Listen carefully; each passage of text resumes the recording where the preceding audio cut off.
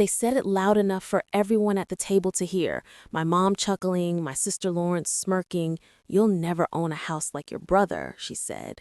And Lauren added, "She'll be broke forever." I didn't argue. I didn't defend myself. I just smiled. And they mistook that smile for surrender. Weeks later, their SUV rolled up the driveway of a home they swore I would never have. Their calls came one after another, as if suddenly they had questions about the life they once insisted I'd never build. I stood inside the doorway of the house they couldn't believe belonged to me and typed 4 words that ended everything. "Get off my property." Before I tell you how it all unfolded, remember, this was never about proving them wrong. I grew up in a house in Cedar Falls, Iowa, where success wasn't encouraged. It was measured, displayed, ranked. And Lauren, 3 years older, was the example my parents worshipped. Corporate star, perfect marriage, new house every few years, curated vacations, everything that made my mother glow with pride. I was the other daughter, the quiet one with ink on her hands, sketchbooks stacked on the floor, color palettes taped to the wall. The one who preferred design to spreadsheets, small apartments to suburban ceilings, creativity to stability. My mother never understood it. She didn't understand why I'd choose freelance projects over a traditional job, why I didn't want the life she rehearsed for me, why I didn't try to be more like Lauren. At every family gathering, they recited Lauren's accomplishments like scripture, and when the conversation sank to me, it came with sighs or raised eyebrows. But I kept going, working full-time at a small creative studio, freelancing at night, sketching until my eyes burned. I wasn't rich, I wasn't glamorous, but I was building something real. Then came that Thanksgiving dinner, the night their insults hit differently. When I drove home, something in me shifted. Not anger, clarity. I woke up the next morning and opened every inquiry I'd ignored, raised my rates, organized my work, and built a plan.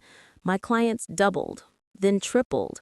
The payments became steady. I saved, learned, grew quietly. And without announcing it, without explaining a thing, I started searching for more, my version of more.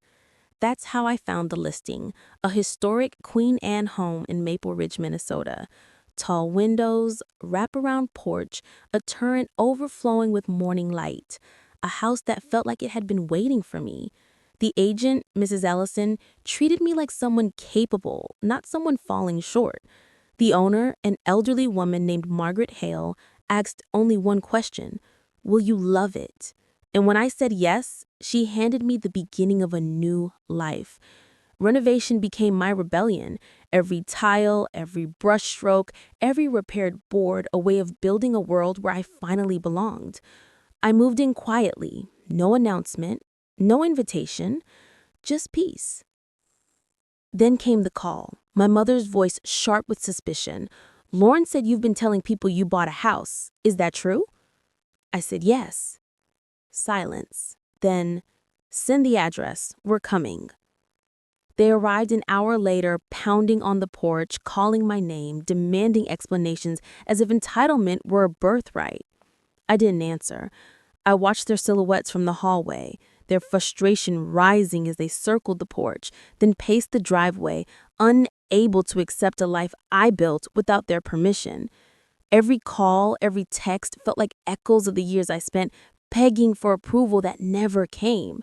And when the moment aligned, quiet, calm, final, I typed the words they never expected: "Get off my property." They read it, froze, looked up at the house they swore I'd never own, and slowly they left. Their control left with them. The silence that followed wasn't empty. It was full. Full of the person I had become, full of the future I shaped myself. Later, an email from Lauren came, honest, stripped of superiority. Then a short message from my mother, not defensive, but reflective. I didn't rush to answer. Healing walks. It doesn't sprint. When I replied, I didn't promise closeness, only honesty and boundaries. And that was enough. If this story stayed with you, like the video, subscribe to the channel, share it with friends, and drop a comment telling me your perspective or the lesson you took from it.